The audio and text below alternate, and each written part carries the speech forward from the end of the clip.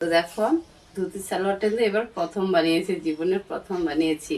তো অন্য ড্রেসের মালিক এদিকে আসো, যে তোমার দেখবে, এই যে দেখো আমার ফেসবুক বন্ধুরা দেখবে সবাই।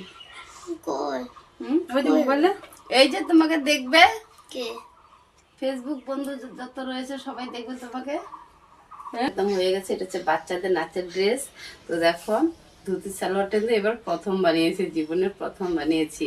তো অন্য সালোয়ার বানিয়েছি, অন্য সালোয়ার তো সবসময় বানানো হয়, মানে পাটেলি সালোয়ার, কামিজের সালোয়ার তো সবসময় বানাই। তবে মানে ধুতির সালোয়ার বাচ্চাদের জন্য প্রথম বানিয়েছি।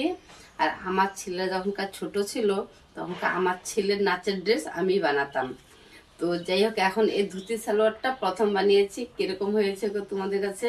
ধুতি সালোয়ারটা ভালো লাগলে লাইক করে দিবে, আর ভালো লাগলে কিন্তু অবশ্যই ভিডিওটা একটু শেয়ার করে দিবে। কেন বলো তো, ফেসবুকে বন্ধুরা সব বন্ধুরা দেখতে পারবে আমার ধুতি সালোয়ারটা কিরকম হয়েছে। তো তো আমার আমার কাছে যখন যে যে অবস্থায় যেরকমই বানাতে দেখ না কেন, আমি একদম মানে বানিয়ে দিতে পারি।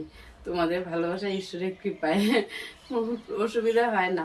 তো এটা দেখো ব্যাক পার্টটা কি বলতো, প্লেন। এখানে লেজ রয়েছে, বোঝা যাচ্ছে না সেরকম। এই যে দেখো লেজ রয়েছে, কাটিং এর পেরিপেকিতে ঢুকে গেছে। কিন্তু এটা হচ্ছে কি বলতো, যদি মনে করো প্লেন কালার হতো, লেজটা এরকম না দিতাম, তাহলে দুটো পাশেই পড়তে পারতো। তো এখনই নিতে আসবে, তো দিয়ে দিব।